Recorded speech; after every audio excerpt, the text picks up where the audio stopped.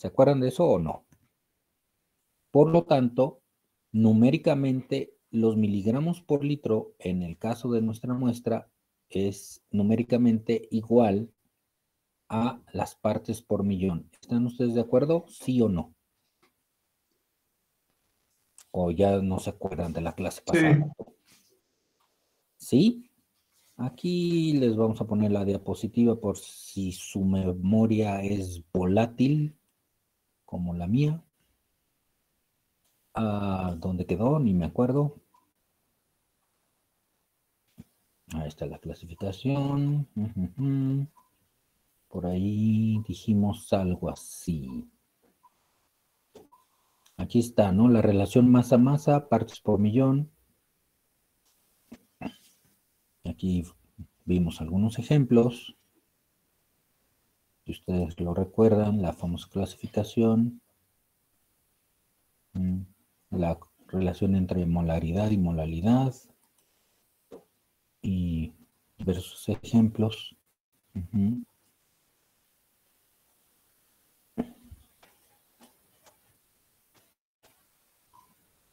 Y ahí lo estuvimos ahí en este caso considerando la densidad, ¿verdad? En este ejemplo particular, ¿no? Donde pasábamos de miligramos por litro, más bien de partes por millón a miligramos por litro considerando la densidad, o al revés, de miligramos por litro a partes por millón, o miligramos por kilogramo, partes por millón, lo que hemos comentado. ¿Se acuerdan o no?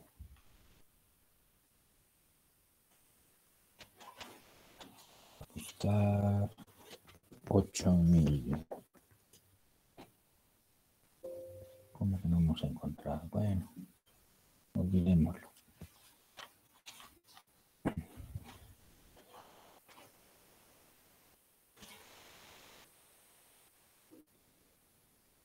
¿De acuerdo?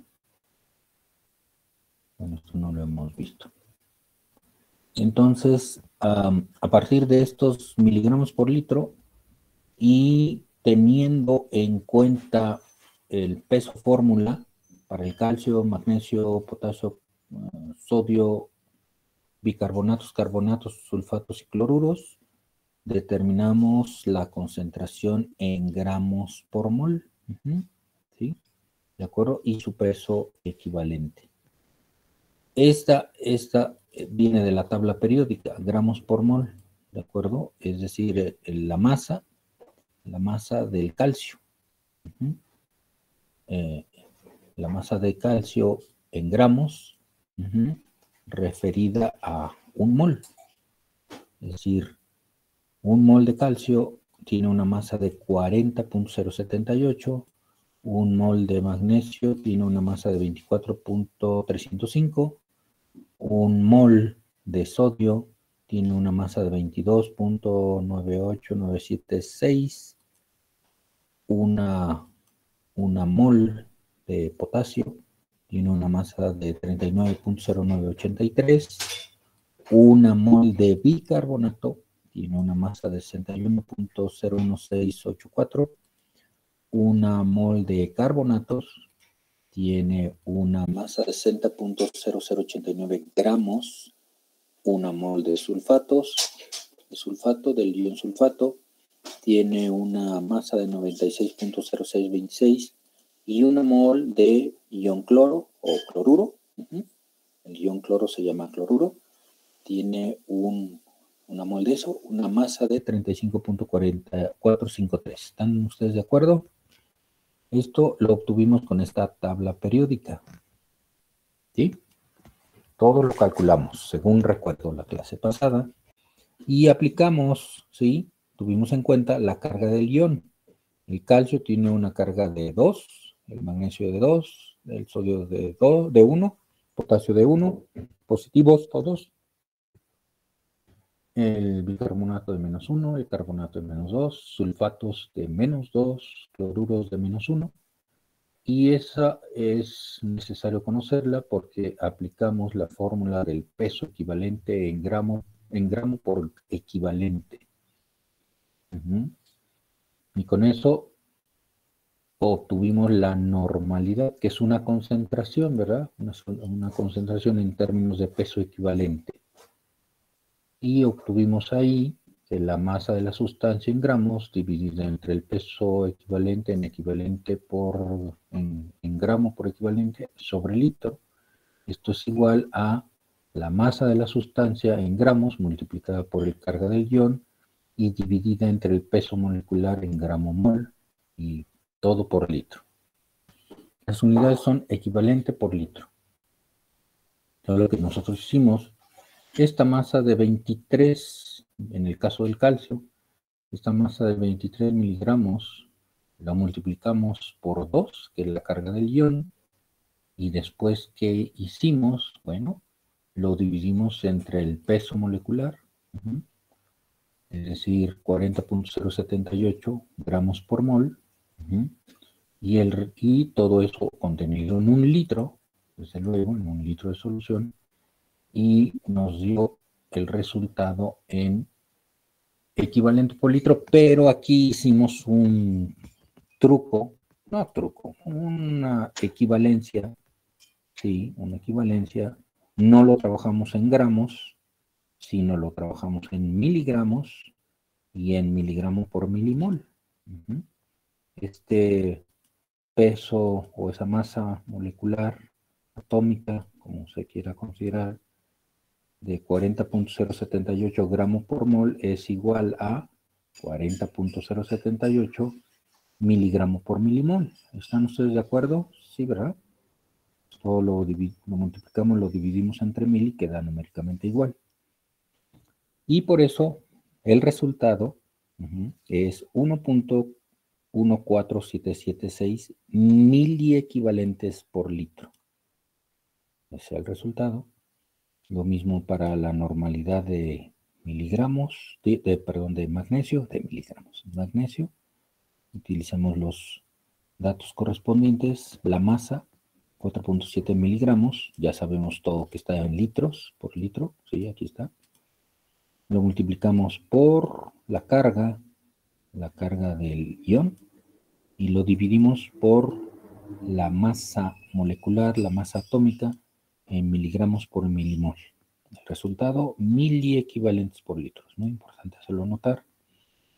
Y dejamos que ustedes calcularan lo propio para el caso de los aniones. Y por ahí alguien preguntó, oiga, ¿tomamos el signo negativo? No, no lo tomen. Es todo a valor absoluto de la carga del ion, ¿sí? Porque si no, nos saldrían concentraciones negativas y eso pues no existe. Bueno, al menos en este mundo. Bueno, computacionalmente sí puede existir cuando hay balances, pero eso es otra cosa. ¿Hasta ahí vamos bien todos? Sin problema. ¿Tienen dudas?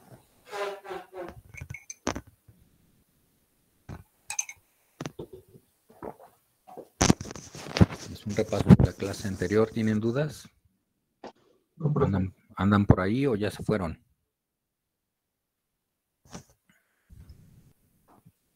¿Seguros? Nada más hay 24 de ustedes. Ah, no, 23 porque yo estoy doble. ¿Alguien anda doble? Entonces vamos a tener que pasar lista.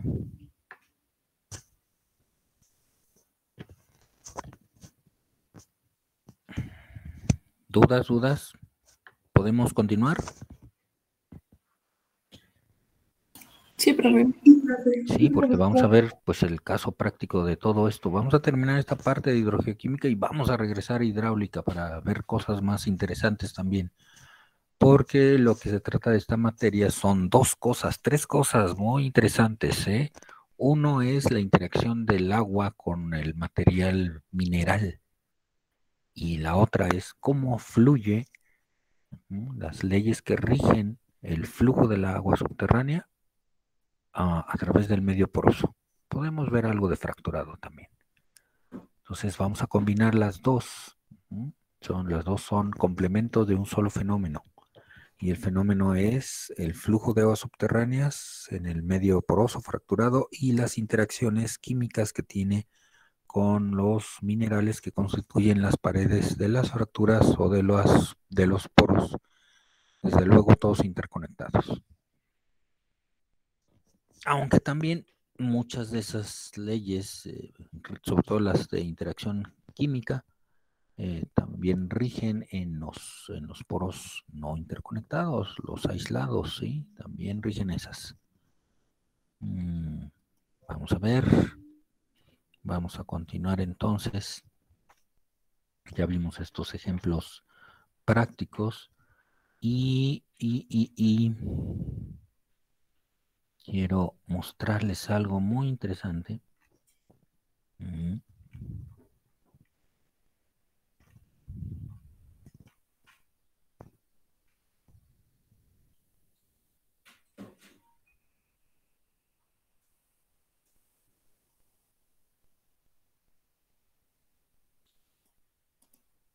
Que es ni más ni menos que es lo que más o menos hicimos aquí, las relaciones masa-masa.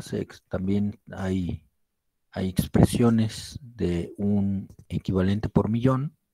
El que acabamos de ver es masa-volumen, ¿sí? Y aquí está 10 a la menos 3, equivalente absoluto, en 1 kilogramo de solución, es igual a 10 a la menos 3, equivalente absoluto, dividido entre 10 a la 3 gramos de solución, que es igual a 1 kilogramo de solución, y luego un equivalente de soluto, dividido entre 10 a la 6 gramos de solución. Entonces ahí tenemos el equivalente por millón, como parte por millón, nada más que eso es en equivalente. Entonces, para soluciones cuya densidad es de 1 kilogramo por litro, se tiene que el equivalente por millón es igual a 10 a la menos 3 equivalente por litro y numéricamente igual a 1 miliequivalente por litro, que es lo que calculamos anteriormente.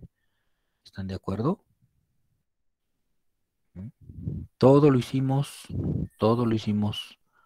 con la definición esta. Basado en la carga del ion, el peso equivalente en gramo equivalente. Aquí está la fórmula. Peso equivalente en gramo por equivalente es igual al peso molecular gramo en gramo por mol dividido entre la carga del ion. Es decir, en el caso del calcio, yo divido ¿qué? ¿Qué divido? Pues simple y sencillamente para obtener el peso equivalente, divido 40.078 entre 2. Y ese es el peso equivalente. ¿Sí se acuerdan? ¿O no se acuerdan? ¿O ya se les olvidó de la clase pasada?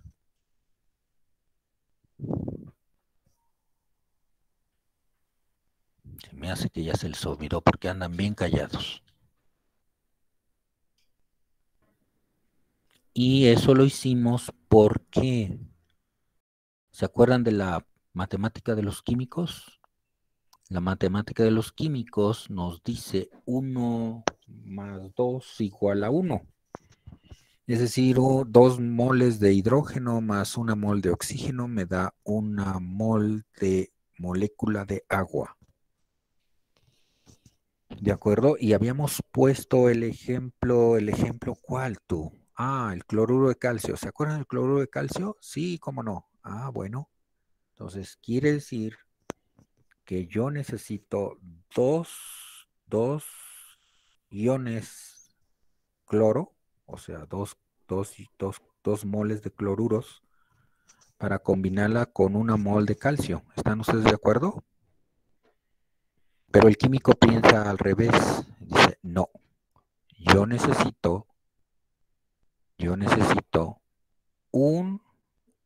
una mol de cloruro para combinarla con 0.5 moles de calcio. Ese es el peso equivalente. El peso equivalente del calcio sería 0.5. 0.5 mol, por así decirlo. 0.5. Equivale a a una mol de cloruros. Eso es lo que significa, más o menos, más o menos. Claro, se da en gramos esto. Entonces, esa mitad de mol la convierto en gramo. Esa mol de cloruro la convierto en gramo. Y ya saco, obtengo el peso equivalente. ¿Se entiende esto? ¿Andan por ahí o ya se fueron? Están bien callados hoy. Aquí andamos, profe. ¿Segurísimo? ¿Segurísimo, segurísimos? ¿Se entendió Sí, esto? profe, sí. Perfecto. Profe. Mande usted. Hola, No, hola. sí, profe. Ah, bueno, ok. ¿Continuamos? Entonces,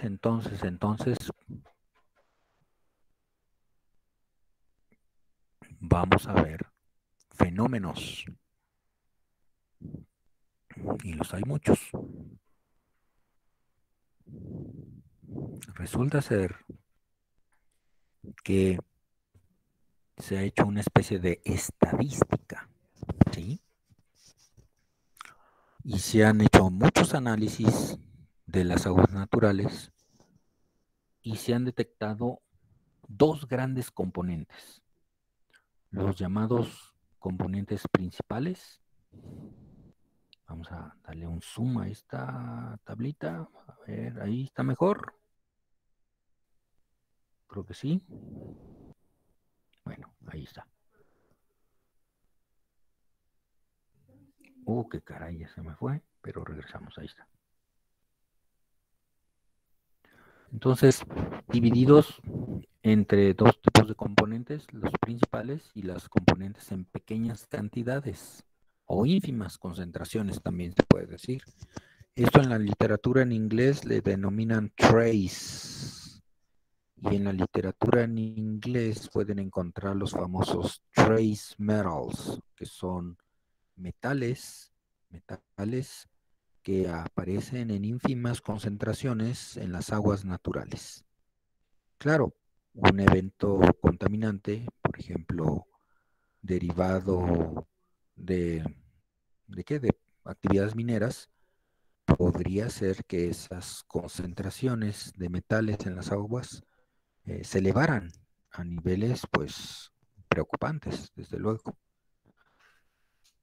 Pero en general, sí, o sea, hay muchas excepciones, claro. Si ustedes nos vamos a un campo geotérmico, bueno, es otra cosa.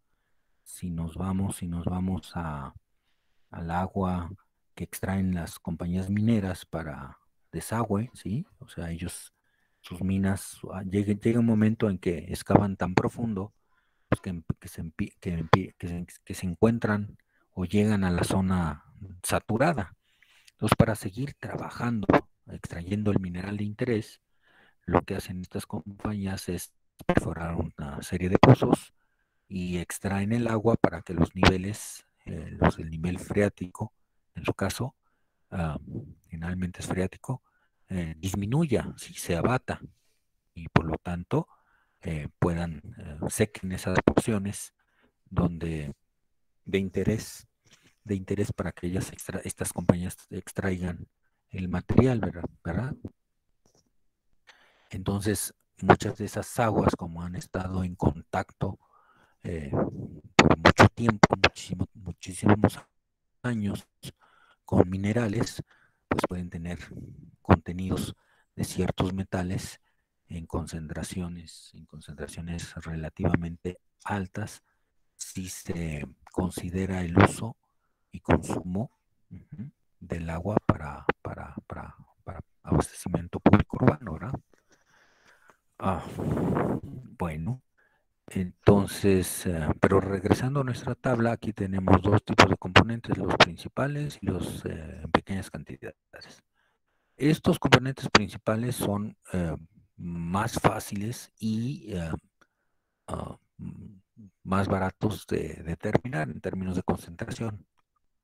En una muestra de agua que la manden al laboratorio, bueno, pues los métodos son relativamente más sencillos y económicamente más asequibles.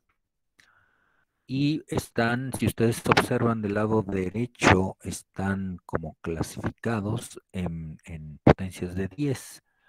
Tenemos de 1 a 10 miligramos por litro, de 10 a 100 miligramos por litro y mayores concentraciones a los 100 miligramos por litro. Dentro del primer grupo aparece el magnesio, el potasio y el silicio. ¿De acuerdo? El silicio. Cuando forma óxido es sílice, acuérdense, SiO2 es sílice, este es silicio el elemento. Y en el segundo grupo podemos encontrar el sodio, el potasio, los sulfatos, cloruros y nitratos. Nitratos. Y en el tercer y último grupo, los bicarbonatos. Entonces, estos, si ustedes son observadores, precisamente son las concentraciones que les dimos. Hoy, ¿dónde está mi cursor? ¿Dónde quedó mi cursor? Bueno, si no hago uno. Rápidamente vamos a insertar un cursorcito.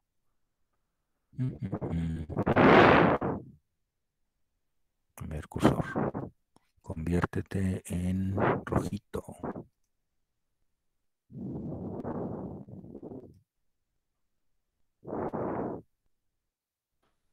Ok, a ver, ven acá, cursor. Entonces, les dimos las concentraciones de magnesio, de potasio, de sodio, de calcio, sulfatos, cloruros. No les dimos concentraciones de nitratos, pero sí les dimos concentraciones de bicarbonatos y de carbonatos. Pero carbonatos, pues prácticamente cero, por eso ni aparecen en esta tabla. Están muy asociados a los bicarbonatos, en dado caso. Y en esta parte de la tabla están otros componentes. ¿Por qué componentes? Porque no son elementos, ¿se fijan? Por ejemplo, el bicarbonato no es elemento. Al contrario, es un ion, es un anión compuesto por hidrógeno, carbono y oxígeno. Entonces, no, por eso no le ponemos aquí elementos, sino componentes. Y aquí más o menos es similar, más o menos, ¿no? Aquí en su gran mayoría son elementos, pero dejamos el nombre de componentes. Entonces, igual es como una recta numérica, ¿sí? Nada más que logarítmica. Están las concentraciones de 0.1 a 1 miligramos por litro. Luego sigue otro orden de magnitud, que es de 0.01 a 0.1 miligramos por litro. Siguiente orden de magnitud, 0.001 a 0.01 miligramos por litro. Y la última sería de 10 a la menos 4 a 10 a la menos 3 miligramos por litro. ¿Estamos de acuerdo? Y aquí están los componentes más comunes en este primer rango. Está el estroncio y el fluoruro, seguidos por el fósforo, boro, bromuros, hierro, zinc, después litio, bario, cobre, manganeso, uranio,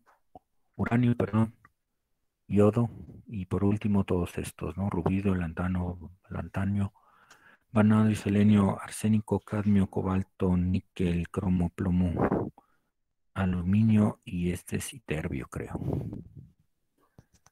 Y bueno, resaltan algunos colores. Por ejemplo, todos los azules en recuadro azul igual es considerado un componente esencial para la salud humana. Como por ejemplo, algunos metales son considerados, claro, esenciales para la salud humana. Claro, desde luego en exceso pues son perjudiciales incluso. A los que están en rojo, con recuadro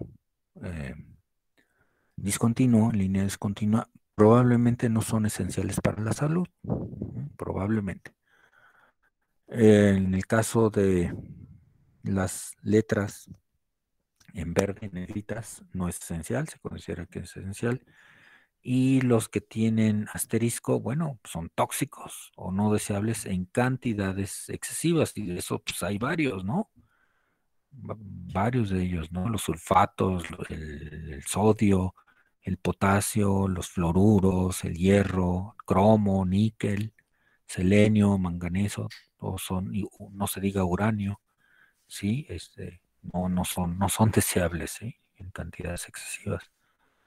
Ujú. Dentro de los esenciales, ¿no? Aquí le regalamos un asterisco al uranio, ¿sí? Ya sabemos que no es que es tóxico, ¿no? También. Igual al plomo, al aluminio, etcétera. Y aquí, bueno, es el recordatorio. 0 o 10 a la menos 3, 10 a la menos 3 miligramos por litro, que es una parte por millón, es igual a un microgramo por litro. Ujú. Y ppb parte en 1000 millones, acuérdense, ¿eh? Ujú. De acuerdo, ppb en notación inglesa. Ujú. Pero para nosotros es una parte en 1000 millones. Repito, 10 a la menos 3 miligramos por litro. Claro, si la densidad lo permite. ¿Tienen dudas, comentarios? No, profe.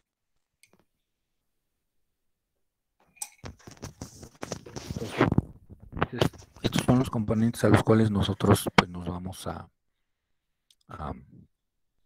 ¿cómo se llama? Pues nos vamos no a enfrentar, sino vamos a trabajar con ellos. Y para determinarlos, pues hay prácticas de muestreos, ¿sí? Prácticas de muestreos. Mm, Aquí hay toda una presentación de cómo se colectan las muestras. Cómo se colectan las muestras es la diapositiva 116. Hay todo un protocolo de muestreo. Se colectan muestras tanto de aguas subterráneas en zona saturada, es decir, provenientes de acuífero, y también de zona no saturada. Esa es más complicada de obtener, ¿eh? La forma más fácil es de la zona saturada. Entonces hay todo un protocolo de muestreo y aquí repetí esa. Y bueno, pues podemos platicar si quieren de este protocolo de muestreo con calma. Ujú. Aquí están las diapositivas, se hace mediante bombas especializadas para pozos de monitoreo, ¿sí? Especialmente construidos para eso. Estos se hacen para sitios contaminados, ¿sí? Todo un protocolo. O bien se hace para, um, para pozos, ¿verdad? Este es el caso de una noria, este es el caso de un pocito. Hay todo un protocolo a seguir. ¿Mm? De acuerdo, hay todo un protocolo para seguir. Eso lo podemos presentar ahora mismo y sabiendo eso vamos a presentarlo de una vez para que no haya dudas en cómo se colectan las muestras. Y después hay una serie de presentaciones. Ay, Dios, ¿dónde están? Para... no es esta, tampoco es esta, sí. No, es esta. Los análisis de laboratorio. También vamos a comentar acerca de eso. Los métodos, sí, es importante que ustedes los conozcan. Acciones y demás. Factores de conversión para equivalentes químicos es una tabla muy útil. Y por último, podríamos hablar de colecta de muestras de agua subterránea en zona no saturada, pero eso es algo más complejo. Vámonos con la cuestión de la colecta de aguas subterráneas en acuíferos, ¿verdad? Zona saturada. ¿De acuerdo?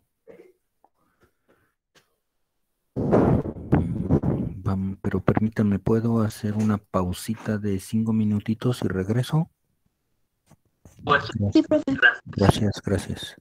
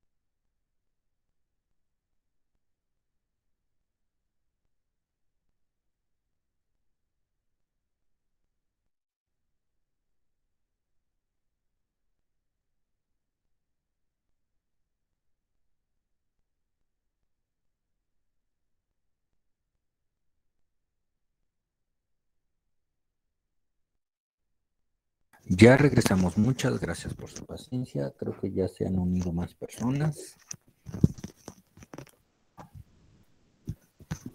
Y continuamos. Bueno, aquí la cuestión es la siguiente.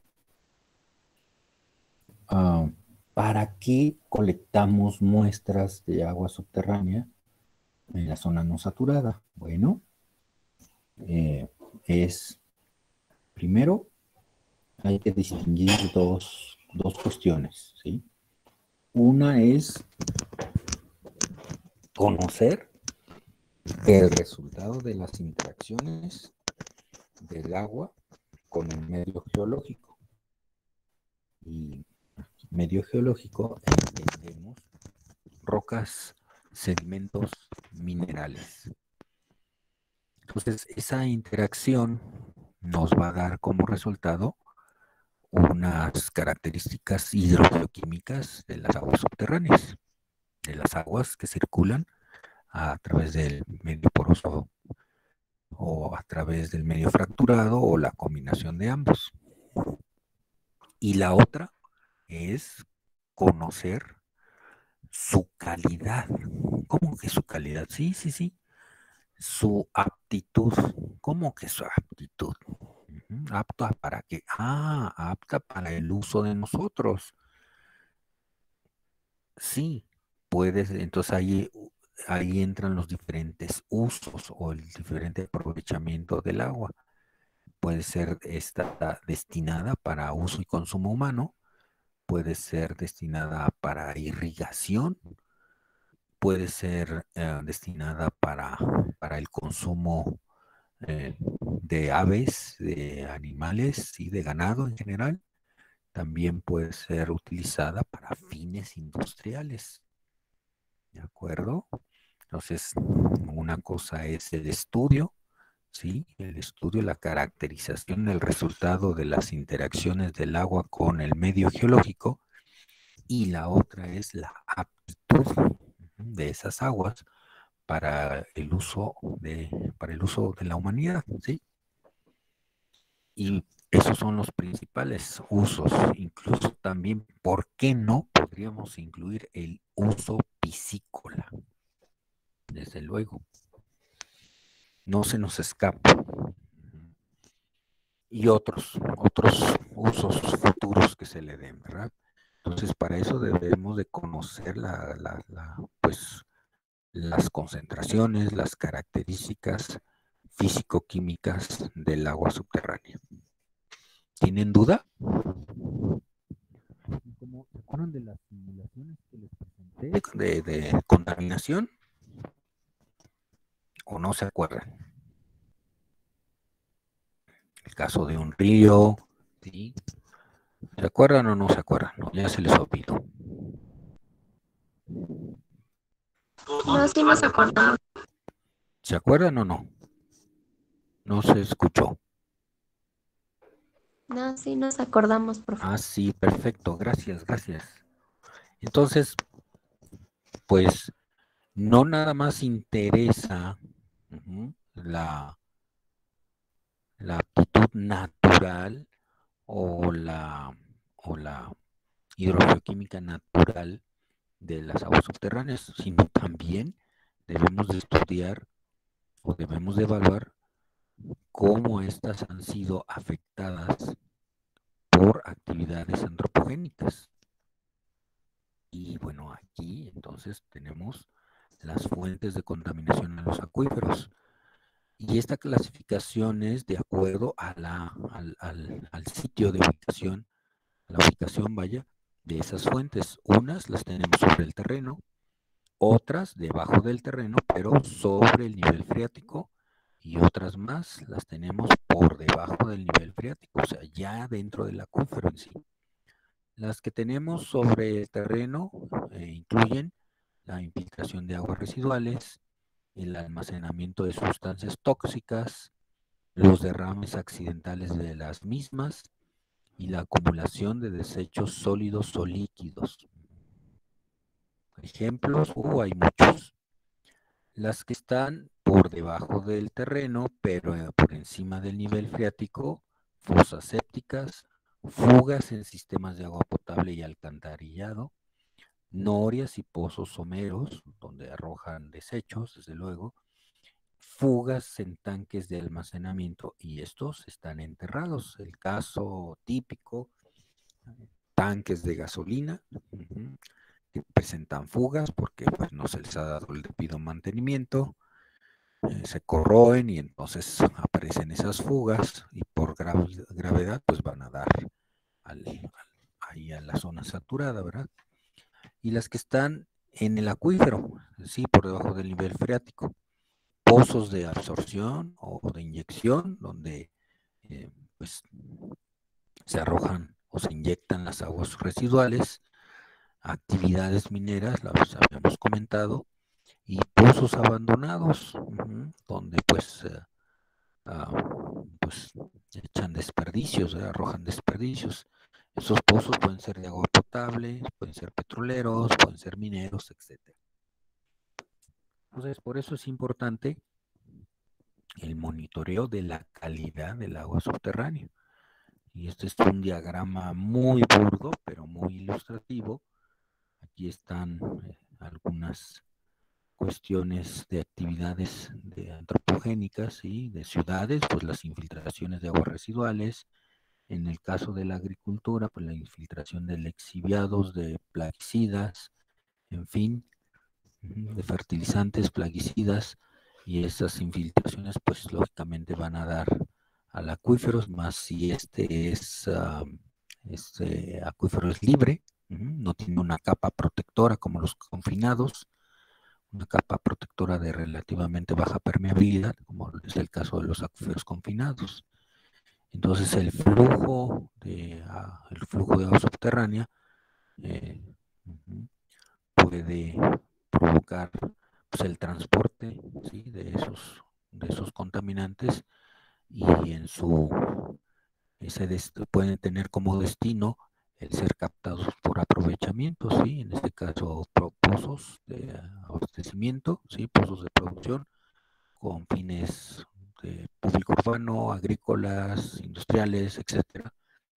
Y para ello debemos de construir pozos de monitoreo donde podamos extraer muestras de agua confiables, o dentro de los mismos pozos de producción que nos sirvan como pozos de monitoreo, puede darse el caso. Dicen que la naturaleza es muy pródiga, muy pródiga. Algunos creyentes dirán que Diosito es muy grande, totalmente de acuerdo, porque la misma naturaleza pues se defiende, se defiende. El subsuelo es una planta de tratamiento que no tiene comparación alguna, ¿sí? Porque en el subsuelo, en zona saturada y en zona no saturada, existen una serie de fenómenos que sirven para atenuar a esos contaminantes mediante diferentes mecanismos: la filtración, la absorción, la precipitación, la volatilización, el intercambio iónico, la biodegradación, qué bueno que no estamos grabando, la biodegradación de algunas sustancias orgánicas se puede presentar gracias a bacterias principalmente. Esto ocurre generalmente en la zona no saturada, y dentro de la zona saturada podemos tener, aparte de la filtración, absorción, precipitación, podemos tener la dilución y la dispersión de contaminantes. ¿Estamos de acuerdo? Así es que el subsuelo es la mejor planta de tratamiento del mundo. Trabaja las 24 horas del día, los 365.25 días del año. No genera residuos, no genera lodos, como las plantas de tratamiento que operamos aquí, las plantas de tratamiento operadas por la humanidad, generan todo eso, consumen electricidad. No, aquí esta planta no. Y la mejor ventaja, dicen por ahí, es que no tiene sindicato. Así es que no entran en huelga, ni mucho menos. No cuestan nada. Entonces, gracias a eso, pues hay cierta protección, la misma naturaleza nos brinda esa protección, pero no hay que abusar. Entonces, el monitoreo de las aguas subterráneas, pues puede tener muchas variantes, ¿sí? Variantes. Podemos definir algunos indicadores básicos, porque pues cuesta dinero, desde luego, ¿no? Ir a muestrear, colectar muestras, es todo un protocolo, ¿no? Es toda una cuestión logística, ¿no? Hay que enviar las muestras al laboratorio, el laboratorio debe de recibirlas, luego analizarlas, pues todo eso involucra gastos, ¿verdad? Entonces para optimizar recursos, podemos definir algunos indicadores básicos de la calidad del agua subterránea. Parámetros físicos como temperatura, el pH, potencial hidrógeno, y podemos determinar iones dentro de los inorgánicos, los iones principales o mayoritarios. Aquí les puse mayoritarios, son principales, y precisamente se refieren a esta parte de componentes principales. ¿Sí? Componentes principales, a eso se refiere. Metales pesados, sí, trace metals también. Sólidos disueltos totales es otro indicador. ¿Para qué? Para clasificar si las aguas son dulces, salobres, si son saladas o si son salmueras. Entonces muy importante. Si hay afectación microbiológica, si hay impacto por contaminantes microbiológicos. Entonces se determinan los coliformes, principalmente los fecales, pueden ser también los totales, pero principalmente los fecales. Y si hay cuestiones de impacto de fertilizantes o de aguas residuales, pueden ser los nutrientes, como la determinación de nutrientes, como en el caso de los nitratos. Para cuestiones de contaminación por aguas residuales, pues un buen indicador es la determinación de coliformes totales y fecales, principalmente fecales. Otra cuestión muy importante es, oye, ¿qué quieres muestrear? ¿Para qué? Ah, mira, yo quiero saber la calidad del agua de abastecimiento. Ah, bueno, si quieres saber la calidad de agua de abastecimiento, entonces pon a echar a andar tu bomba de pozo. Este pozo va a, a captar agua, ¿sí? ¿Sí? De diferentes horizontes geológicos, y cada horizonte en particular va a tener una calidad, ¿sí? Debido a su naturaleza hidrogeoquímica, pero también puede estar impactado por actividades antropogénicas, ¿sí? Y en dado caso, toda esta agua, ¿sí? Aportada por cada horizonte geológico se mezcla al interior del pozo, sobre todo si está totalmente ranurado, y en la descarga, ¿sí? En el gasto de descarga, que hay un ejemplo de 15 litros por segundo, vamos a tener una mezcla, un promedio ponderado de las calidades de agua de cada uno de los horizontes, de acuerdo a la determinación de interés. En este caso, el interés fue determinar los niveles de cromo en este pozo de abastecimiento. Puede ser industrial, agrícola, ganadero, público urbano, etcétera. ¿De acuerdo? Entonces aquí hay un ejemplo de estas flechitas azules. Se trataría de aportaciones de agua subterránea de los diferentes horizontes geológicos que no están impactados por cromo. Y aquí en amarillo pues está señalado pues estos horizontes geológicos que sí tienen impacto por la presencia de cromo. Presuntamente a lo mejor este cromo se inyectó, bueno, de alguna manera llegó a este horizonte. En cambio, si yo quiero determinar puntualmente, ¿sí? Puntualmente la calidad del agua de cierto horizonte, entonces lo que yo puedo hacer es bajar un muestreador tipo oceanográfico, se abre ese, cuando yo le digo, ¿sabes qué? Ábrete, se abre ese muestreador, se llena de agua y después mando un mensajero y le digo, ciérrate, se cierra y colecto el agua de ese horizonte en particular. Y no estoy bombeando el pozo. Al contrario, no hay equipo de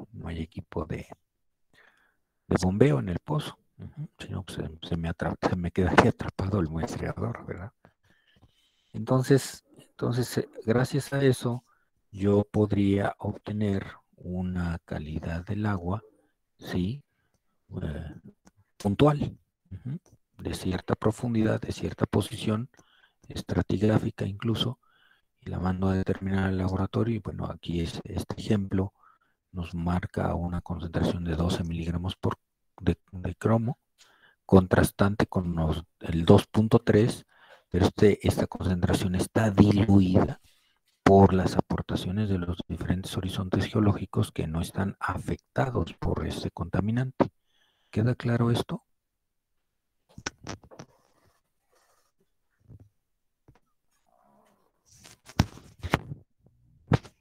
Sí, profe. Seguro, porque es muy importante eso, ¿eh? Pues acuérdense, una es colecta de la descarga del pozo y otra es colecta para saber, para determinar qué horizonte podría estar afectado. Hay unos diseños especiales de pozos de monitoreo que permiten instalar bombas de bajo caudal. Sacan el agua a muy baja caudal, pero esos pozos Esos pocitos tienen un ranurado pequeño. No es el ranurado a través de varios horizontes geológicos, sino es un ranurado pequeño que permite la circulación del agua, ¿sí? La captación de agua de unos horizontes geológicos particularmente identificados. Esos pozos de monitoreo son diseñados, son construidos pues con ese propósito y claro, es bastante oneroso, ¿no? Todo ese plan de monitoreo, pero pues necesario, ¿no?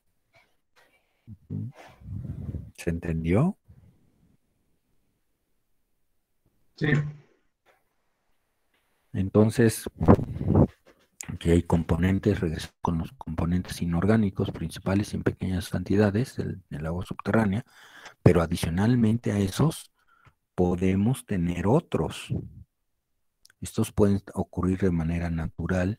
Claro, algunas presencias pueden ser destacadas por actividades antropogénicas, como en el caso de los nitratos, ¿verdad? Por actividades agrícolas. Pero a estos le sumamos estos otros, los de las aguas residuales. Categoría minerales y compuestos inorgánicos son los que ya habíamos comentado en la tabla anterior, esta, ¿sí? Y les vamos a sumar estas otras sustancias químicas antropogénicas, que son inorgánicos y orgánicos inorgánicos y orgánicos normados, no cromados, normados. ¿Por qué inorgánicos? Les habíamos comentado, ¿no? En el caso de actividades agrícolas, sale a relucir los fosfatos, el fósforo, el nitrógeno, pero también hay otros no orgánicos. Hay otros que pueden ser resultado del tratamiento, como subproductos de la desinfección, sustancias húmicas, patógenos, parásitos, bacterias, virus, y otros que se desconocen su peligrosidad y son farmacéuticos, mezclas halogenadas, mezclas industriales que no sabemos su composición exacta, entre otros. Y aquí, aparte, hay pues los famosos hidrocarburos. Los hidrocarburos tienen un comportamiento muy particular en el subsuelo. Depende de su densidad. Hay hidrocarburos, sí, que son más densos que el agua y hay hidrocarburos que son menos densos que el agua. Los hidrocarburos que son menos densos que el agua, una parte de ellos al ingresar al subsuelo se van a concentrar sobre el nivel freático como producto libre. Van a flotar, por así decirlo, sobre el nivel freático y sobre todo sobre la franja capilar, de ascensión capilar, van a flotar sobre ella y se van a ir acumulando y una parte de ese hidrocarburo, se va a disolver en el agua subterránea y va a ser objeto de transporte debido al flujo de agua subterránea. Entonces aquí vamos a quitar ahora pues.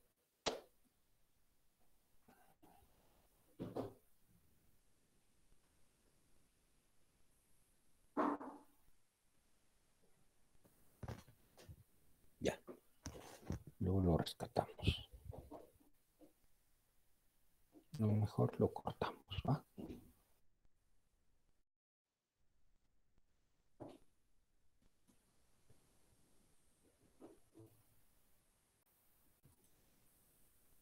Lo dejamos. Es un poquito hipotético.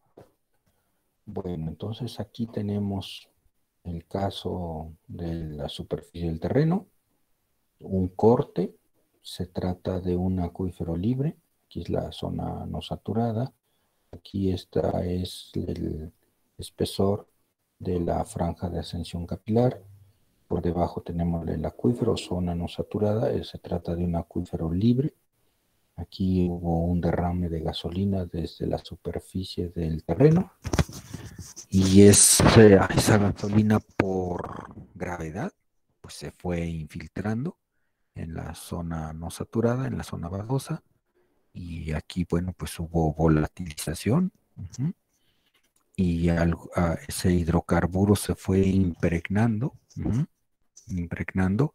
¿Se acuerdan del concepto de SR y SY?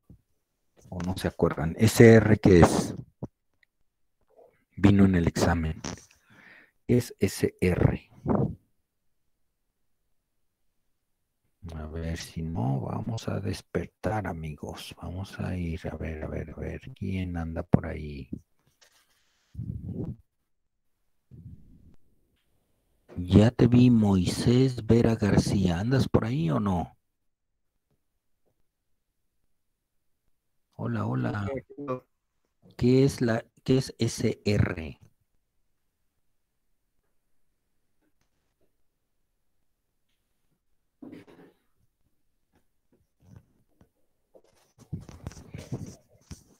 Rápido, en tus apuntes. Ya se te perdieron los apuntes. Sí, ya están un poquito revueltos. Pues, ¿qué no lo hiciste a mano? ¿Te acuerdas, SR? Hasta hicimos unos ejercicios, unos problemas de SR, SY. A ver, ayúdale, Peña Francisco de Ana Luz, ayúdale. ¿Andas por ahí, Diana Luz? ¿O ya te me fuiste? Sí, profesor. Ayúdale, ¿qué es SR?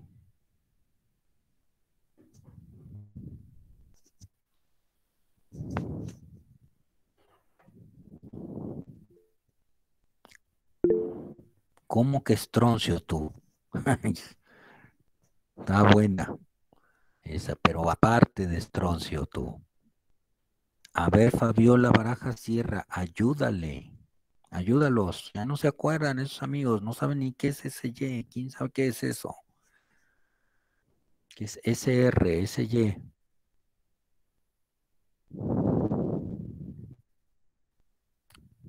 Rendimiento específico y la otra es retención específica. ¿Qué son?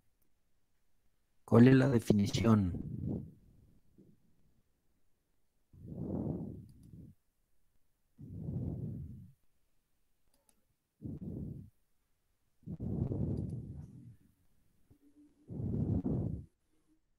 ¿Qué pasó, amigos? ¿Dónde andan? Diana Luz, ¿qué es retención específica?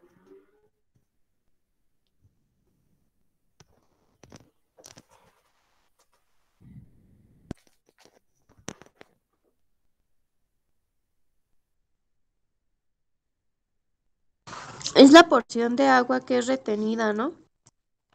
Sobre la superficie. A ver, acuérdate del cubito. ¿Cómo era el cubito? Un cubito de 1 por 1 por 1 metros, ¿te acuerdas? Sí, más o menos. Y luego, ¿qué le pasaba al cubito? Estaba lleno de agua, ¿sí o no? Ajá. Y luego, ¿cuánta agua tenía? Más o menos. Igual a su porosidad, ¿no? Porosidad efectiva, era su contenido de agua. Y luego, a ver, Peña Francisco Diana Luz, ayúdale. Ya te dieron un recordatorio por ahí. Completa la idea. ¿Qué le pasó a cubito ese? Lo pusimos a flotar y luego...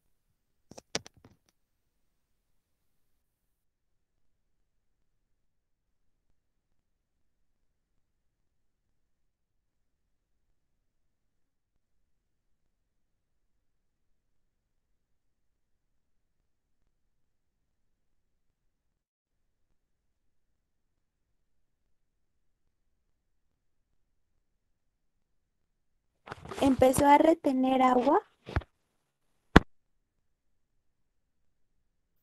Lo drenamos. ¿Te acuerdas que lo drenamos?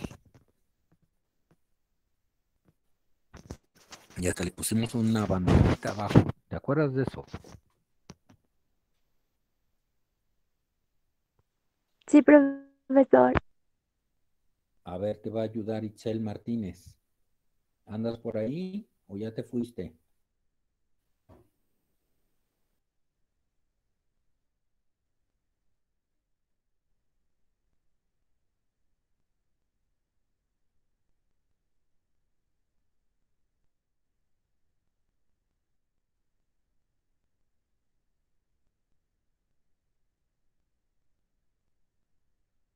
Ya se nos fue Itzel. ¿Dónde andas, Itzel?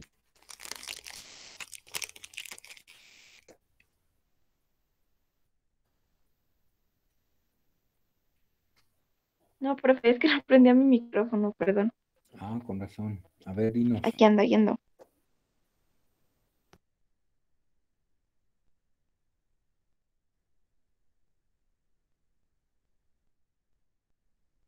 Dinos qué más. O sea, ya lo drenamos y qué pasó.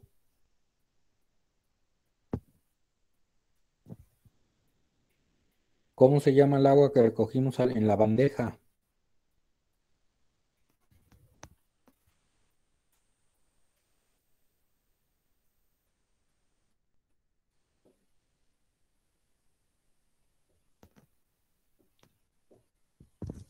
A ver, Medina Pintor Perla, dinos cómo se llama el agua que recogimos en la bandeja.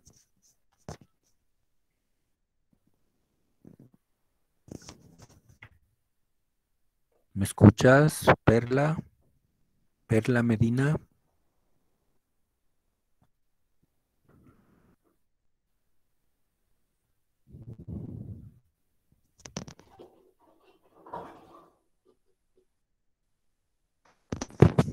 Mándame un mensajito, Perla, si me oyes.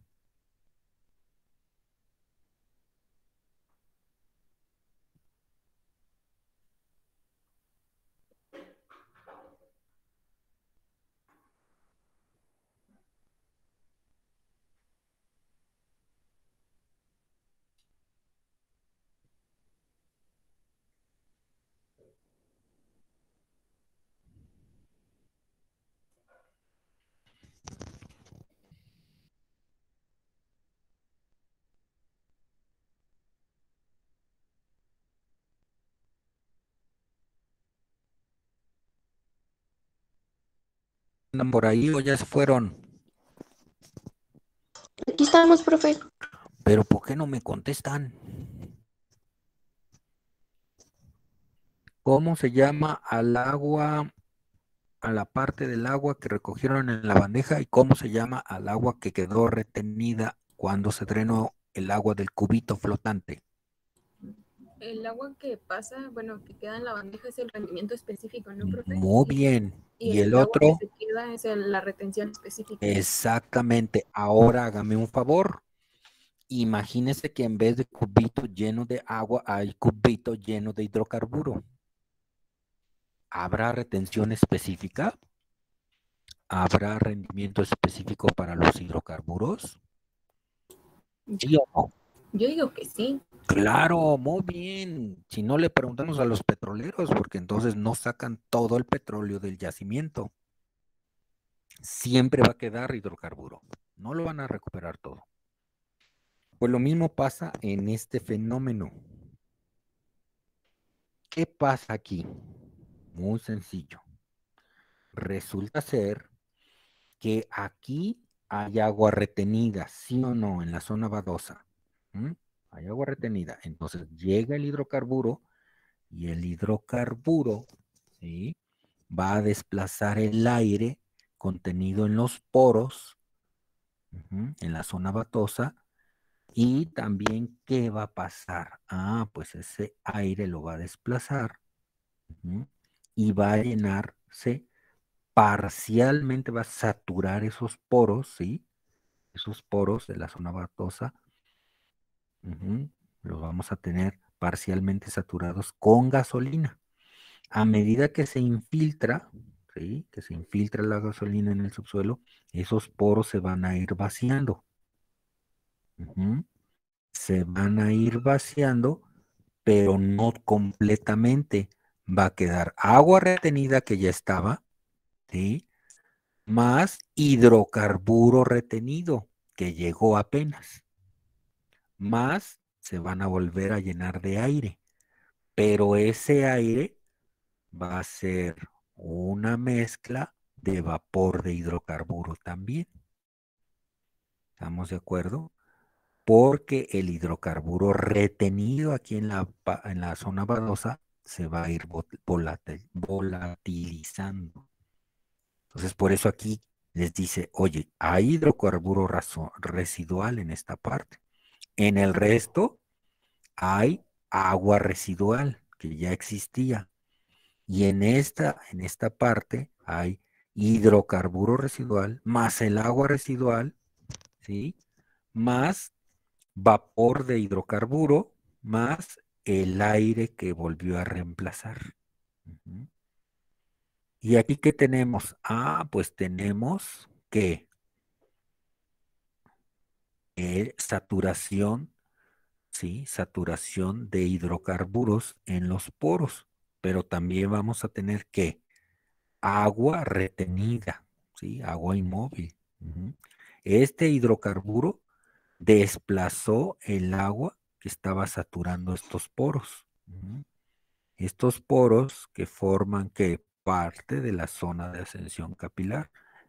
El hidrocarburo los expulsó, esa agua la expulsó. Uh-huh. Entonces aquí está el hidrocarburo saturando los poros, uh-huh, el agua residual, ¿sí? Y parte de ese hidrocarburo que está saturando los poros, también habrá hidrocarburo residual. ¿Estamos de acuerdo? Y para complicar más el panorama, este hidrocarburo, ¿sí?, se va a disolver en el agua subterránea. Uh-huh. Todos los poros están saturados de agua, ¿sí? Agua hay retenida que no forma parte, forma parte del flujo de agua subterránea. Uh-huh. Y dentro de esa agua que forma parte del flujo de agua subterránea, hay hay hidrocarburo en solución. ¿Estamos de acuerdo? Sí, profe. Permítanme un momentito, permítanme, tengo una urgencia, permítanme. Sí.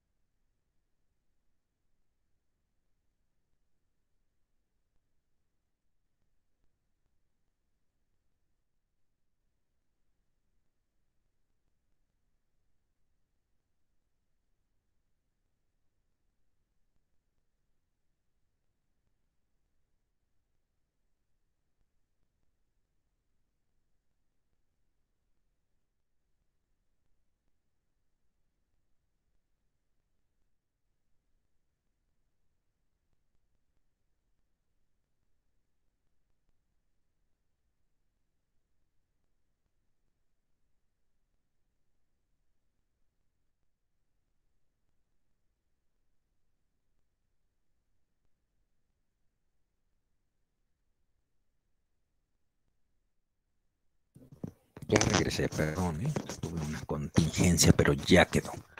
¿Tienen alguna duda de lo que acabamos de ver? Porque ya después como que les costó trabajo recordar que era SY y SR. Ya me los caché. Bueno, no a todos, ¿verdad? Algunos de ustedes. Yo no ni me contestaron. Ah, sí, claro. No sé si por problemas de conexión, yo supongo.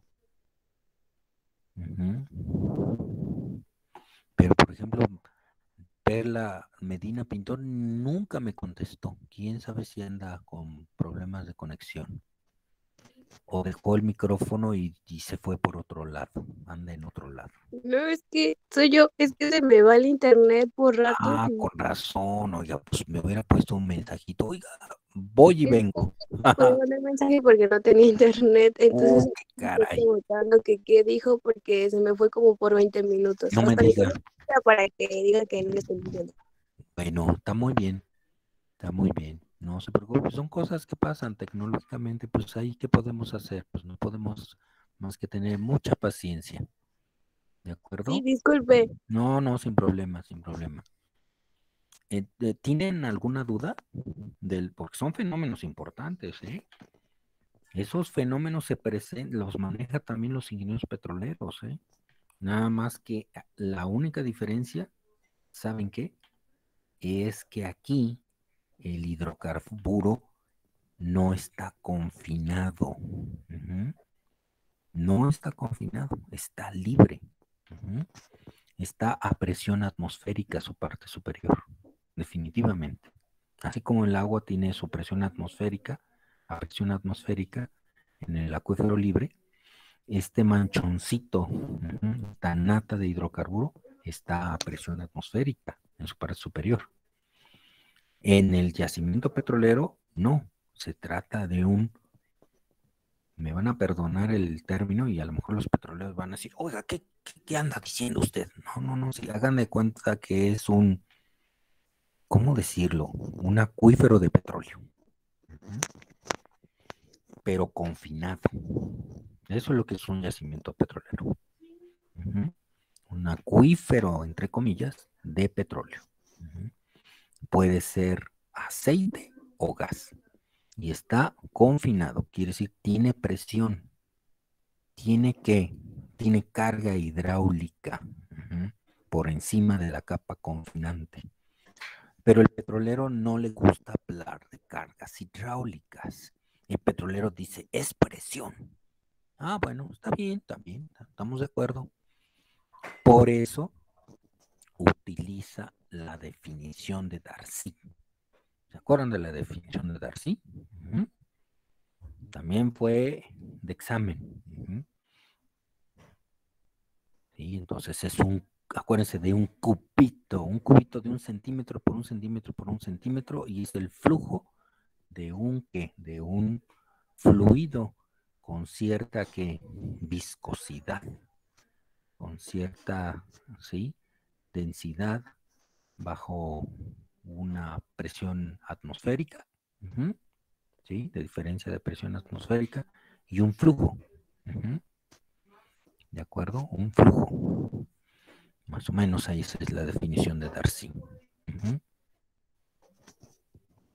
Si no se acuerdan, repásenla en sus apuntes. Entonces aquí, desde el punto de vista ambiental, es muy importante que distingamos cómo se distribuye un hidrocarburo en el subsuelo. ¿Y afecta qué? Afecta a acuíferos libres, acuíferos no confinados. ¿Estamos de acuerdo? Y hay otros tipos de hidrocarburos. Dijimos que este hidrocarburo es menos denso que el agua. Por eso sus siglas en inglés: L de light, N de non, A de aqueous, P de phase, L de liquid. O sea, líquido en fase no acuosa, menos denso que el agua. Y aquí serían los DNAPLs, los líquidos en fase no acuosa más densos que el agua. Y estos líquidos no acuosos son hidrocarburos, ¿sí? Tienen la misma distribución aquí en retención en la zona no saturada, pero como ellos tienen una densidad mayor a la del agua, no van a flotar sobre el nivel freático, sino que se va a acumular su fase libre, ¿sí?, en escaloncitos por encima, ¿sí?, de horizontes de baja permeabilidad, hasta llegar a introducirse en medio fracturado. Y remediar esto, sacarlos de ahí, es súper difícil. Y todos ellos van a formar ¿sí? Una fase disuelta en el agua subterránea y esa fase disuelta se va a transportar en dirección del flujo subterráneo, pero la fase libre se va a mover de acuerdo a la pendiente, ¿sí? A la pendiente que tengan, ¿sí? A la pendiente que tengan, o como podremos decir, al pulsamiento de las capas, de la parte superior de las capas de baja permeabilidad. En cambio, un hidrocarburo menos denso que el agua en su fase, en su fase, en su fase de producto libre, su fase no disuelta, sino en la fase de producto libre, se va a mover conforme a la pendiente del nivel freático. Esa es una gran diferencia, ¿eh? La única similitud es, o las únicas similitudes es esta parte en la zona no saturada y esta parte, ¿sí? Esta parte en la zona saturada, en la porción, en la fase disuelta. La fase disuelta, repito, se va a transportar con el flujo de agua subterránea. El producto libre se va a transportar con respecto a la pendiente del nivel freático. Los hidrocarburos, ¿sí?, más densos que el agua van a tener una distribución muy similar, sí, en zona no saturada, pero en zona saturada la fase disuelta sí se va a transportar con el flujo subterráneo, pero el producto libre, repito, el producto libre va a migrar en el subsuelo conforme a la pendiente, ¿sí?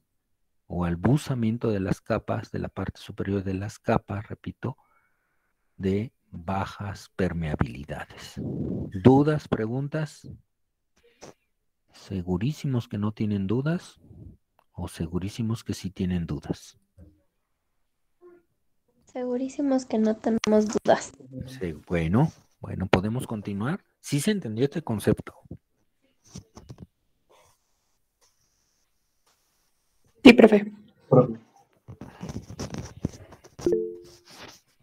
A ver, Medina Pintor Nayeli, hola, ¿cómo estás? ¿Andas por aquí, levantaste la manita, sí?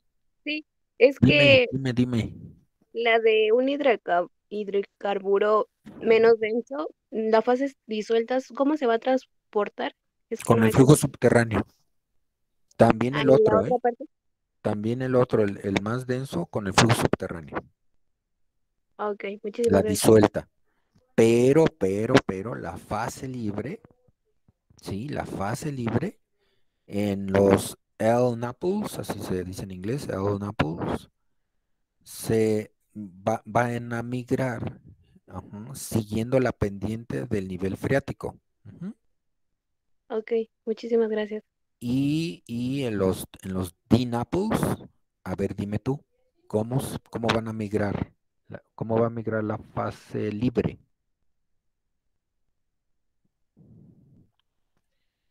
¿Cómo va a migrar? A ver, díganme. Oh, creo que ya le falló el internet.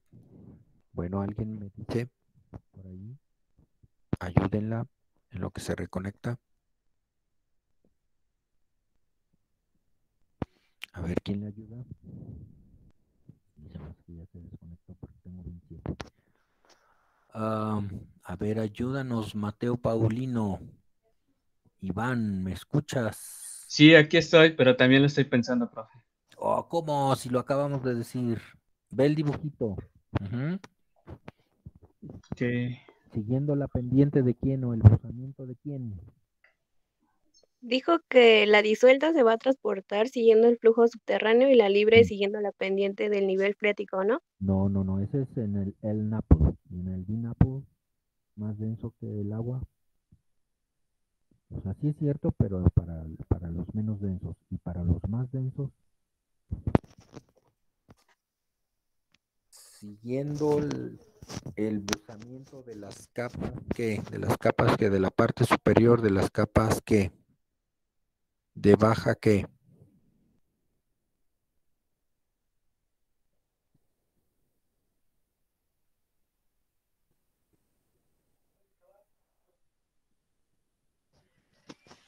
De baja permeabilidad. Son estos horizontes, ¿sí? Forman escaloncitos. ¿Ya lo vieron? Sí, profe. Estos. Miren, aquí hay un horizonte y entonces ahí se acumula el hidrocarburo. Aquí hay otro horizonte de baja permeabilidad y se va a acumular el hidrocarburo hasta llegar a entrar a las fracturas y ahí súper difícil extraerlo, súper difícil. En cambio, este es más fácil extraerlo. Más fácil. Vamos a poner un ejemplo. Un ejemplo vivido por su servidor.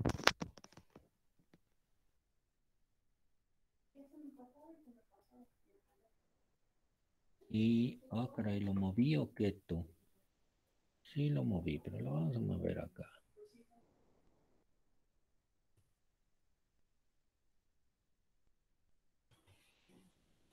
Entonces aquí tenemos un pocito. Ahora, tú pásate enfrente. Entonces, aquí está el pocito, su parte ranurada, ¿sí? Sí, depósito, sí, aquí está. Y aquí está la parte ciega. Y está penetrando, pues, el acuífero, ¿sí? Sí, el acuífero libre. Entonces, ¿qué pasa si ese pocito lo echamos a andar?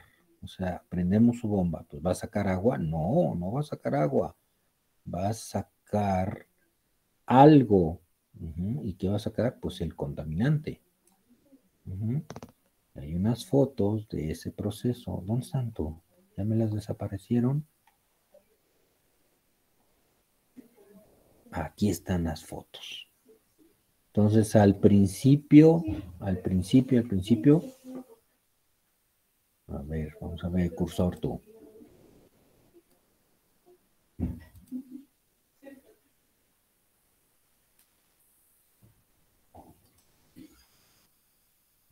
Colorcito. Rojito. Rojito tú. Ahí está. Entonces, al principio, prendimos la bomba y miren, claro, el pozo está por acá y pues lo tuvimos que meter al drenaje, ¿no? De ahí a la planta de tratamiento, ¿no? Porque si es muy complicado esto, muy complicado, muy riesgoso, ¿no? Porque puede haber vapores, puede haber explosiones, en fin, ¿no? Pues ahí lo descargamos, de modo. Y conforme pasaba el tiempo, ese caudal se fue aclarando. Se fue aclarando, sí lo notan, pero ¿cómo olía de hidrocarburos? ¿Sí? Entonces, ¿qué pasó ahí? Pues la respuesta es muy sencilla. Se trataba de un acuífero libre afectado por un hidrocarburo cuya densidad era menor a la del agua. Entonces empezó a sacar agua, pero también con el producto libre. No era una solución, ¿eh? No era una solución para nada, ¿eh? No era una solución acuosa, ¿sí? Sino era una mezcla de producto libre con agua. Por eso salió al principio oscuro. Poco a poco esto se iba iba disminuyendo su espesor y finalmente en las últimas etapas del bombeo, el pozo empezó a extraer el hidrocarburo disuelto en su mayor parte. En su mayor parte. Esas son las imágenes últimas que ven ustedes en esta secuencia fotográfica. ¿Dónde está? Que ya se me perdió. ¿Dónde está tú? Acá está. ¿De acuerdo? Son estas últimas partes. 1, 2, 3, 4. ¿Sí? Esta última parte. ¿Tienen dudas, comentarios?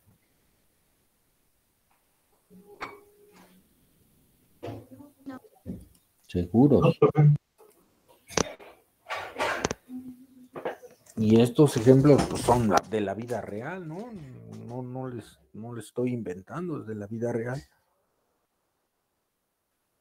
No es aconsejable hacer eso, porque puede haber riesgo de explosividad, ¿sí? No es aconsejable. Entonces tuvimos que abrir las demás atarjeas o como se llaman, coladeras, ¿sí? Para que se fueran ventilando, pero si lo hacemos con las coladeras tapadas, olvídense, ¿eh? No, súper peligroso, ¿eh?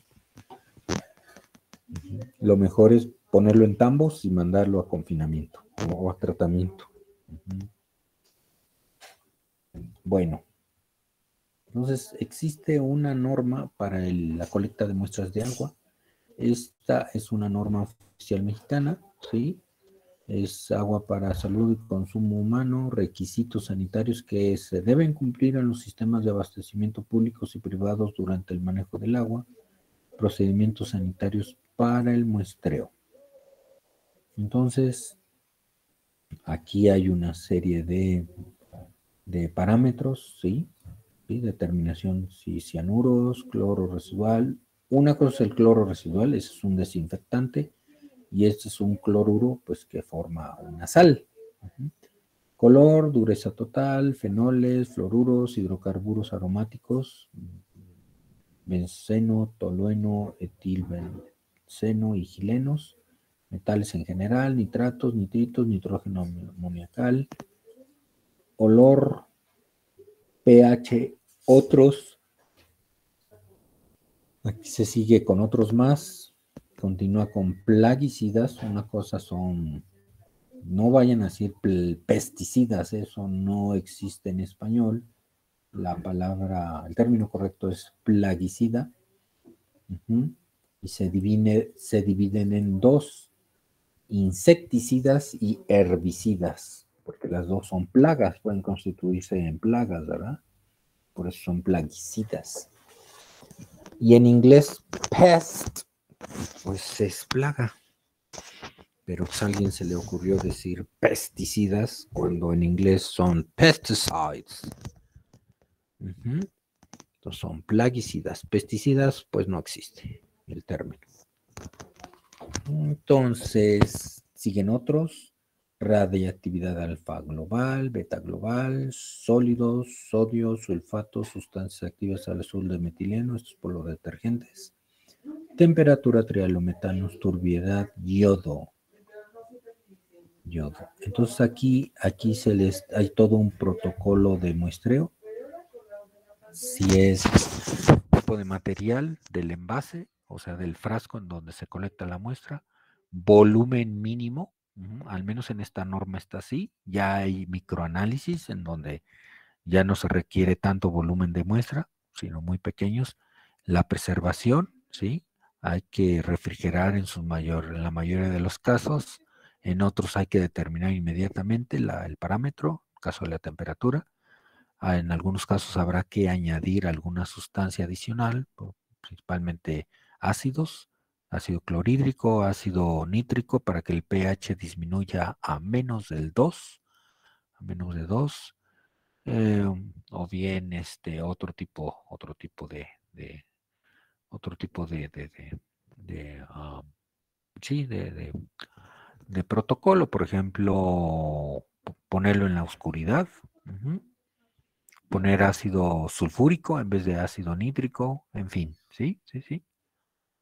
Entonces, aquí es el tiempo máximo de almacenamiento, detention time es en inglés.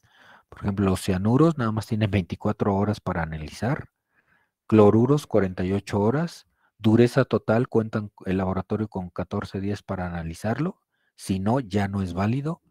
Nitratos en un periodo de 48 horas, donde más lata se tiene, más problemas son los benditos coliformes. Ahí era 6 horas, ahora ya son creo que un día, 24 horas. En fin, ¿no? Entonces aquí están. Algunos tienen un buen tiempo, por ejemplo las radiactividades, ¿sí? Algunos metales, creo que por ahí andan en metales en general, 180 días, excepto el mercurio, máximo 4 semanas.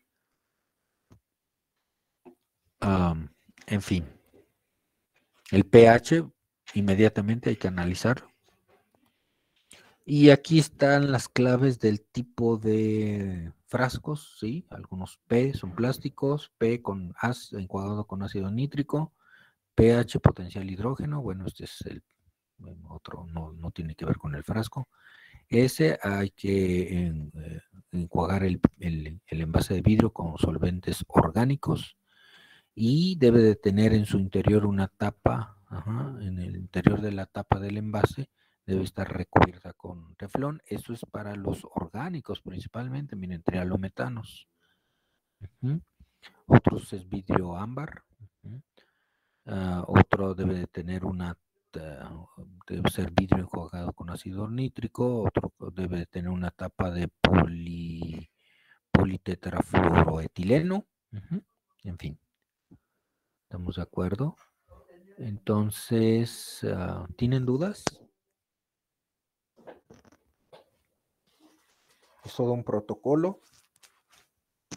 Y para iniciar la colecta de muestras, bueno, son los procedimientos normados, calidad del agua recibida por la población o para el uso de interés agrícola, industrial, ganadero, piscícola, público urbano, y el otro es para estudiar las características hidrogeoquímicas del acuífero. Entonces depende de los parámetros de interés y del tipo de pozo o aprovechamiento a ser muestreados. Hay pozos que están equipados con bombas, norias, equipados con noria, como equipo de bombeo. Entonces, en el caso del aprovechamientos para uso público urbano, pues hay que decidir si se colecta la muestra antes o después del sistema de cloración. En otros casos hay que retirar o levantar el equipo de bombeo para poder hacer el monitoreo, la colecta de muestras. Y hay otros pozos que son de monitoreo que están especialmente construidos para fines de calidad, de obtención de muestras de calidad del agua. Entonces, lo que se recomienda en muchos casos, en la mayoría de los casos, es hacer una purga en los pozos, es decir, echar a andar la bomba y dejar que el agua fluya a través del pozo, es decir, que el acuífero alimente al pozo, porque de otra manera sería agua, ¿cómo le llaman? Agua estancada, por así decirlo, sí, estancada. Agua estancada. Entonces necesitamos que esa agua del acuífero fluya, se ponga en movimiento para poder colectar una muestra representativa. Entonces de ahí se deriva el concepto de volumen de ADM de pozo. El volumen de ADM de pozo es pues la fórmula, ¿no? de un cilindro, que sería un cuarto por pi por diámetro al cuadrado por altura, ¿sí? Entonces, en vez de radio, de pi por radio al cuadrado, utilizamos un cuarto de pi por diámetro al cuadrado, ¿sí? En vez de altura, sería la profundidad total del pozo menos la profundidad del nivel estático, es decir, la porción que está llena de agua del pozo. Entonces, es un volumen de ADM de pozo. Entonces, se hace el cálculo, entonces se echa a andar el pozo, entonces se calcula que corra el agua, que se extraiga un volumen equivalente de 2 a 3 volúmenes de ADM de pozo. Entonces a lo mejor ahí calculan, bueno, necesitamos, de acuerdo al caudal de bombeo, pues necesitamos esperarnos a que la bomba marche durante 15 minutos. En 15 minutos ya extrajimos el equivalente a 3 volúmenes de ADM de pozo. ¿Se entiende este concepto? Sí. Segurísimos. Bueno, O bien se está monitoreando a pH, temperatura, conductividad eléctrica, y en función del caudal, pues si se obtienen unas lecturas muy parecidas, valores muy parecidos durante 3 lecturas seguidas, pues ya se procede a hacer la colecta. En algunos casos no es conveniente hacer el muestreo inmediatamente después de la purga. Se requiere que el pozo deje de bombear después de ser purgado y por un tiempo, ¿sí? Mínimo unas 24 horas a una semana incluso. En el caso del muestreo para determinar compuestos orgánicos volátiles, o en el caso de hacer mediciones de la variación de salinidad con la profundidad de los pozos, que son perfiles de salinidad, o en el caso de que se quiera colectar una muestra de agua-aceite, de la interfase agua-aceite, es decir, de la parte flotante del hidrocarburo, ¿sí? De la parte de hidrocarburo en fase líquida, ¿sí? En fase pura, ¿sí? O sea, si queremos muestrear ¿sí? ¿Sí? No echemos a andar a volar el pozo. No. Bajamos un muestreador, lo abrimos, colectamos la fase, el hidrocarburo móvil, lo llevamos al laboratorio. ¿Para qué? Pues para determinar si es diésel, si es gasolina y si es otro tipo de hidrocarburo, ¿no? Gas avión, lo que sea, ¿no? En dado caso, determinarlo, mandarlo al laboratorio y saber si se ha degradado, o sea, si se ha intemperizado o no. ¿De acuerdo? Entonces, por eso pusimos esta anotación, ¿no? Entonces vamos a ver la colecta de muestras de agua subterránea en pozos de monitoreo. Pozos de monitoreo. Son pozos de diámetro pequeño, generalmente 4 pulgadas o 8 cuando mucho. Son pozos cortos, son pozos someros. Si hay pozos profundos de 100 metros o algo así, el ranurado debe ser corto, ¿sí? Para que se colecte agua de un intervalo de interés. Y generalmente estos pozos se les pone una bomba muy chiquita. Aquí está un ejemplo, vamos a hacer el zoom de la muestra pequeña. Ya es una foto muy viejita. No tenía yo panza en ese tiempo, ni canas. Entonces ahí estoy introduciendo esa bomba pequeña en la boca del pozo. Y esto se hacía porque ahí en la parte donde nosotros trabajábamos, también había la opción de poner la bomba fija, ¿sí? Aquí está el cabezal de la bomba, ¿sí? Con sus conectores, su manguera, su conector eléctrico y demás, su manguera sin problema, pero, aquí sí había seguridad de que la bomba no le salieran pies, como es tan común en nuestro país. Entonces, cada vez que íbamos a muestrear, tenía yo que colocar la bomba y ya terminábamos de muestrear, de colectar la muestra. Entonces yo recogía la bomba porque si no, pues ya saben, le salían piezas, diría mi abuelita. Desaparecían, se evaporaban estos y no eran hidrocarburos, esta bomba se evaporaba. Entonces por eso era todo un protocolo ponerla y quitarla y demás. Entonces, este tipo de bombas no es comercial ni nada, pero son unas bombas muy nobles, ¿sí? Muy, muy nobles porque controla uno el caudal. Esta es una gráfica del caudal, ¿sí? Dependiendo de la carga hidráulica, esto es en pies, este es el gasto en galones por minuto. Entonces, dependiendo de la cuestión la cuestión magnética, por los hertz, ¿sí?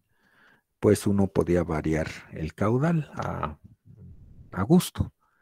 Podría haber unos caudales muy pequeños o unos caudales más o menos grandes, dependiendo. Los caudales pequeños se trabajaban para colecta de hidrocarburos volátiles, ¿sí? Hidrocarburos volátiles.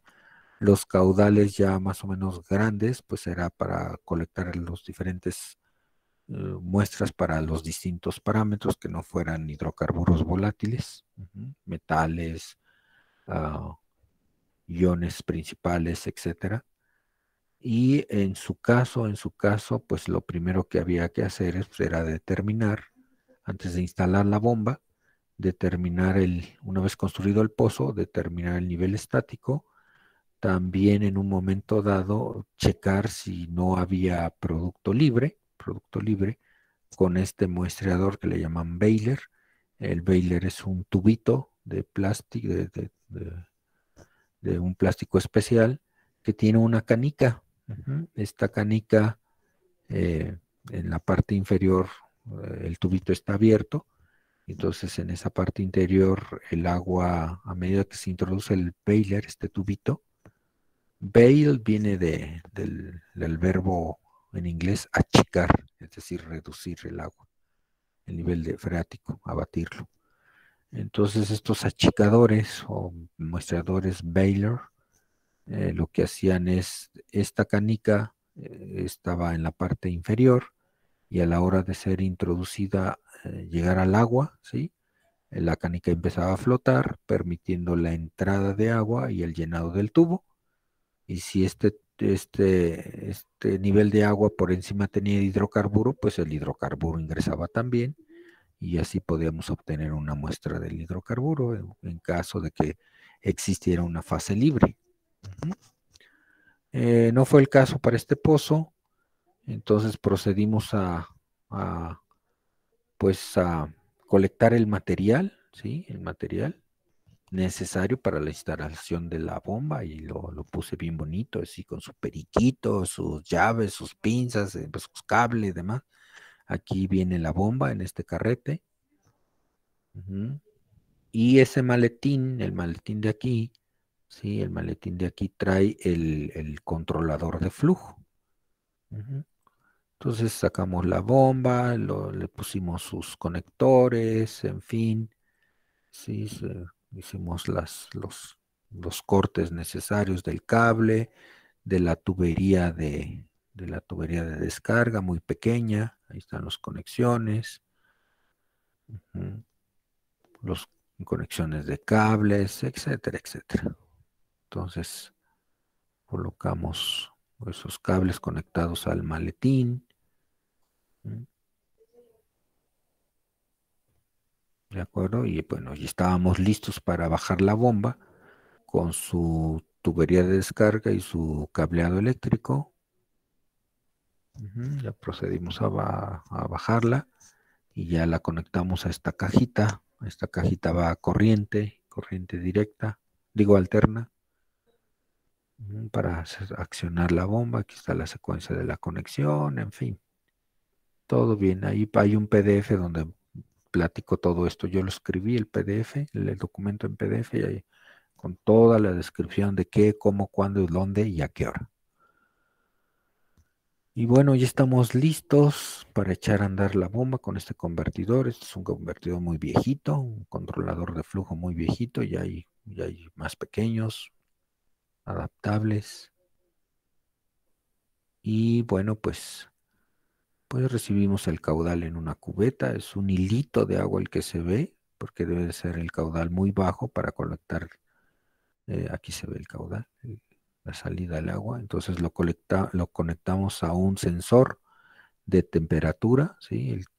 La tubería la conectamos a este sensor, a esta copa, donde hay sensores de pH, temperatura, oxígeno disuelto, conductividad eléctrica, en fin.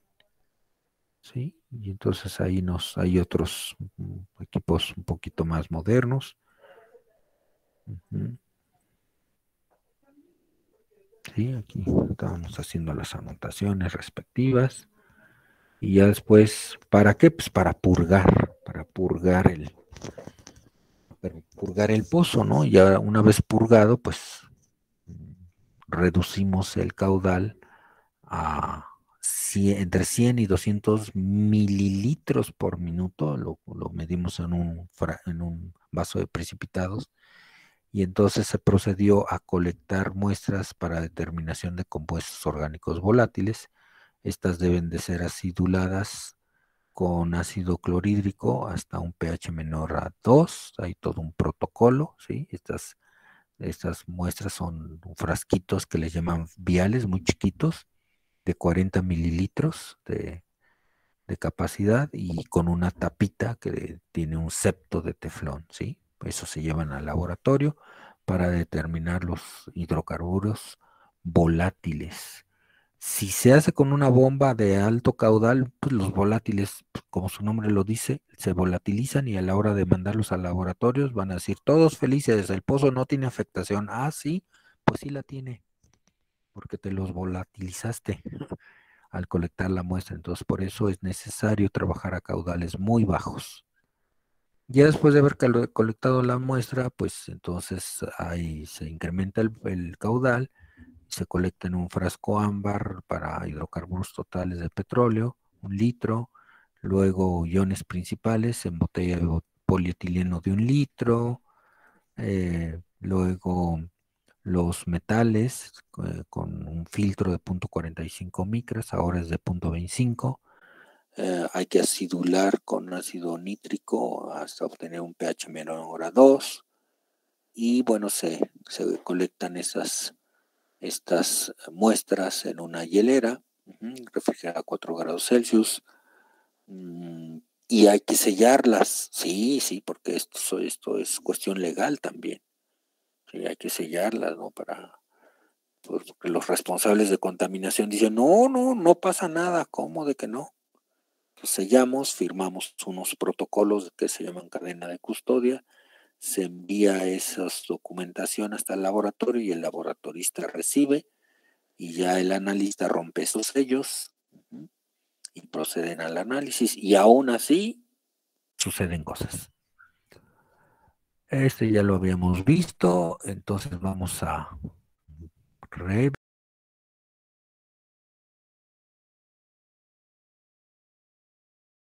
aprovechamiento de los otros. Este es el caso de una noria en la fotografía de la izquierda, y como puede haber acumulación de hidrocarburos en el nivel freático, pues llevamos siempre regularmente se lleva un detector de gases, le llaman fotoionizador, y si se encuentran a niveles buenos de seguridad, aceptables, entonces se procede a colectar la muestra. Si los niveles de explosividad son alarmantes, sálvese quien pueda y se debe de llamar inmediatamente a protección civil, bomberos, etcétera. Y una que otra ambulancia. Entonces, en el caso de que los niveles sean seguros, pues, y haya de todos modos hidrocarburos, pues se levanta la columna del pozo para introducir el bailer, ¿sí? El bailer. Primero se checa el nivel, ya después se introduce el bailer para colectar muestras para análisis de compuestos orgánicos volátiles e hidrocarburos totales del petróleo. Después los convencionales para iones principales, para coliformes. Y por último, filtrado para metales. Entonces aquí pues hay algunas aplicaciones prácticas del monitoreo de calidad del agua, perfiles de salinidad en zonas costeras, la salinidad en sí, en sólidos disueltos totales. Pues hay que checar la detección de la presencia de arsénico, fluoruros, hierro y manganeso, que son componentes de preocupación, de interés en las aguas subterráneas. Y bueno,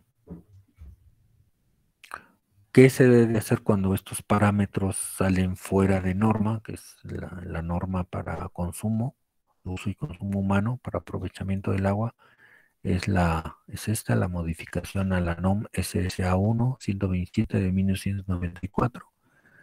Entonces, pues se debe de identificar los pozos que sean adecuados in situ y en dado caso proceder a mezclar las diferentes fuentes de aguas subterráneas con calidades distintas. Está la alternativa de mezclar agua subterránea y agua superficial tratada para entregarla al público usuario, o bien de plano tratarla, mezclarla y entregarla. No existe una solución ni simple ni única. Hay variantes.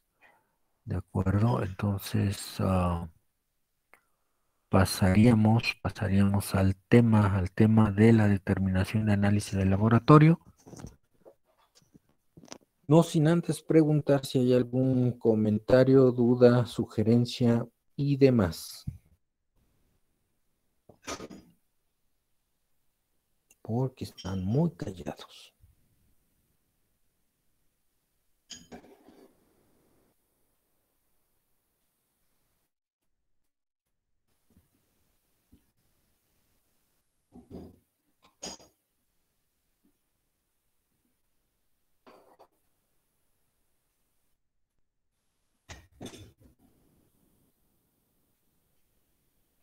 ¿Me escuchan o no? O a lo mejor Sí, tengo profe, lo escuchamos. Bueno, ¿tienen dudas, comentarios? No, profe. Ya vieron toda la diversidad de muestreos y demás. No es sencillo.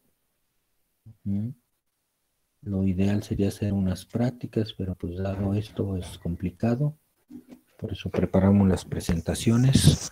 Pueden ver videos también, ¿eh? Los hay. Y bueno, son las 2 de la tarde. Regresamos 2:10. Regresamos 2:40. Sí, profe. Sí, 2:40 regresamos con análisis de laboratorio, ¿sí? Sí, Ok, profesor. Gracias. Provecho. Gracias. Igualmente.